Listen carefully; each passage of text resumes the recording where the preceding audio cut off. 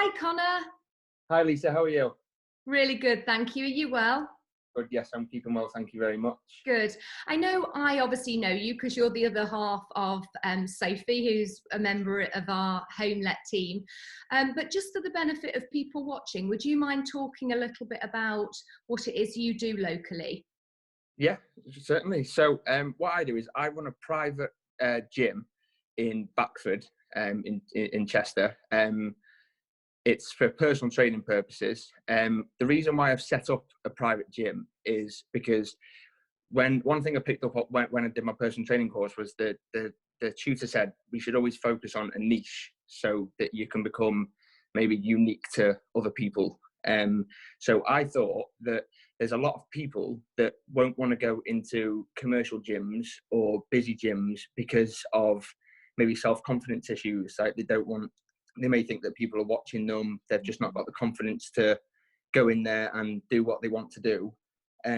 So I thought I'll set up a place where they can go, where it's just me and the client. There's no onlookers. There's no need for them to feel like people are watching them. No need for them to feel overwhelmed or anything like that. So yeah, I set up a private gym, and it's a place for people so they can feel comfortable. And I've also found that I've got a lot of clients that came to me because they didn't feel comfortable in commercial gyms, but after a few months of training and them getting better body confidence and building more confidence in themselves, that they've then been able to go on to the commercial gyms, and it's opened up Wow. doors for them to better their training, so to speak. So how has life changed for you since lockdown, Connor? You obviously can't go to the gym at the moment, to your gym with your Yeah, client. no, we can't train at all, which is a shame because obviously everyone was doing really well. We were getting some really good progression out of people. People were getting really into the groove of things. But what we've done is instead of doing, which I know a lot of people have done, like Zoom call training plans, what I've done is I've just made sure that I've got everybody set up on home workout plans. Now, I've got a lot of clients that have their own equipment at home, so they can use that to do the plans. And I've got clients that didn't have any equipment. So what I've done is I've given out my equipment from the gym based around the plans that I've given them, so that everyone's on the same page and everyone can continue with their training. And then each week we speak on whether it be a video chat or whether it be just a message on Facebook to find out how they're getting on, and then we go on from there. Great. And what are your 3 tips for people watching during lockdown, how to make the most of this time? First tip would be keeping a routine.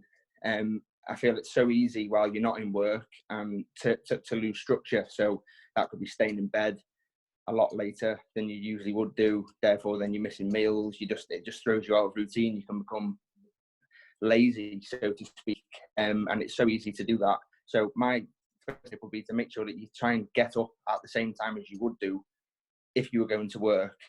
Make sure that you're keeping the same routine, getting up, getting dressed, having your breakfast, eating your meals at the same times, and just trying to keep as much structure to your day as possible. Great. Tip number 2 would be to prioritize exercise over weight loss. Now, this is why I'm saying this, because during lockdown, it's a very stressful time.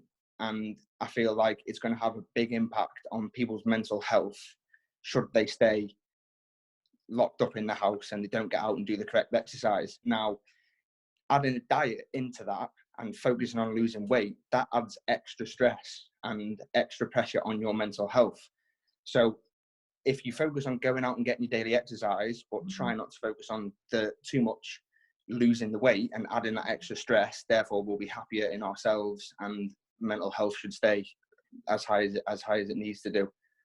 Love that. And then number 3 would be to keep in contact with family and friends. It's important that we stay connected to everyone.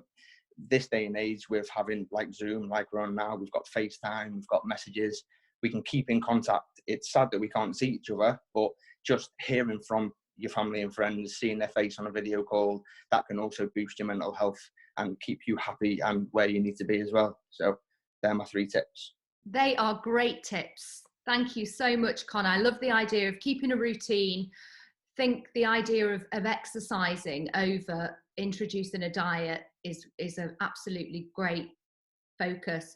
And what was your third one? Keeping in contact with friends Keeping in and family. contact with family and friends. Yeah, absolutely. 3 great tips. Thank you so much for taking the time, Connor, and all the very best. Thank you very much. Yeah, I'll thank you, look and I forward to hope you seeing keep well. soon. See you soon. Bye-bye. Bye.